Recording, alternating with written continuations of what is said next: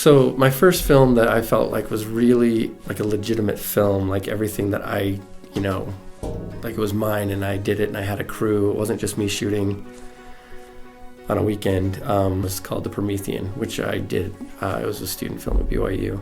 I got some grants and put it on credit cards and all that stuff, and we just made this short film. It was like a modern retelling of the myth of Prometheus, and it was an idea that I had for a long time that I was worked on, and finally I had this idea about this guy who just got killed over and over every day, and I was like, how does that work story-wise? And then I realized that it was similar to the myth of Prometheus, and so I just kind of combined them, and that was like my first one. I made that in, I made it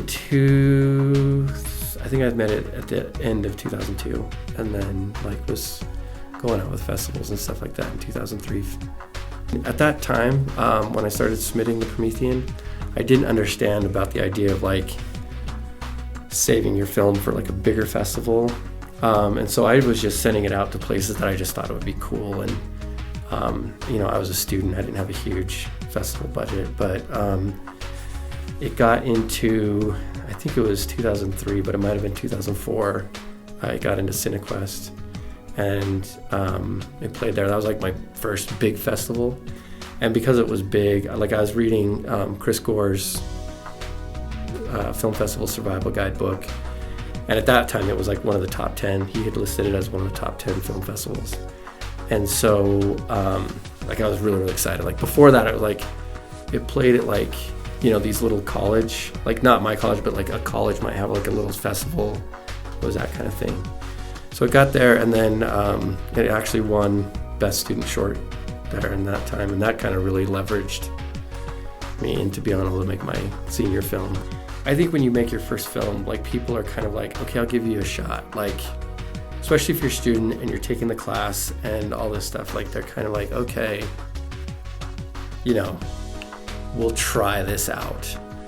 But if you want to do something bigger, you kind of need to take that first step. And then it's usually a smaller film, and maybe it's a school, or maybe it's just your own budget that makes it small. But usually you just need to kind of take that first step, and it can't be a gigantic step, because you'll just be setting yourself up to failure, right?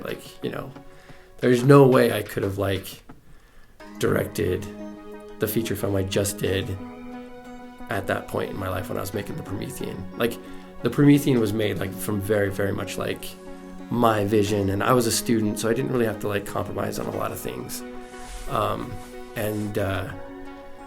But being able to make that really, because it was played at festivals and stuff like that, it showed a lot of people, and by a lot of people I mean people in my school. I was an actual, this guy's an actual director. So when I went to try to do my next film, which had a lot of VFX, I mean, it was so much bigger, even though it has the exact same running time. It was such a huge undertaking that without the Promethean, they would have never let that happen, right? If I would have walked in cold and was you guys don't know what I've ever done, I want to do this huge thing, they would have been what? But they were oh no, Coleman just did the Promethean, it turned out really well, it did well at festivals, and so now let's facilitate his next step. So and it's also just in the minds of your crew, there was a lot of times when, up until you make your first film, if you're at film school or whatever, and you're helping other people on your projects, people see you as just the student who's trying to do it. And there was a lot of students who just will make their first film, and then they never make anything again. It didn't do what it wanted or whatever. Sometimes I talk about this when I do presentations about being a director, about managing people's perceptions of you. Filmmaking is such a huge collaboration. You need to manage what people think of you. And what you do is you do that by making stuff. Okay, I want to be a writer, director. If I've met you and you're a gaffer, I'm going to think of you as a gaffer. And every time I need a gaffer, I'm going to think of you. But if you haven't made anything, you're well, I want to be a writer and a director. I've never seen you write or direct stuff, And that's how it is. We all have to kind of start somewhere, but my advice is always don't get stuck into a role where you're the guy who everybody calls, because when it's oh, we need a gaffer, they're calling you, and if they're oh, we need a director, they're not calling you, So you got to manage their perception of you, And I've had people, like, I've known them as, you know, something else, and all of a sudden they like write this film and it gets into this festival and it's this big thing, and, you know, all of a sudden you're like, okay, this person's now, you know, like my perception of them is updated. So you can change it, but it's hard. Like, the more you work in one role, the harder it is to switch it. But that's how you manage them, is you do what you actually want to do.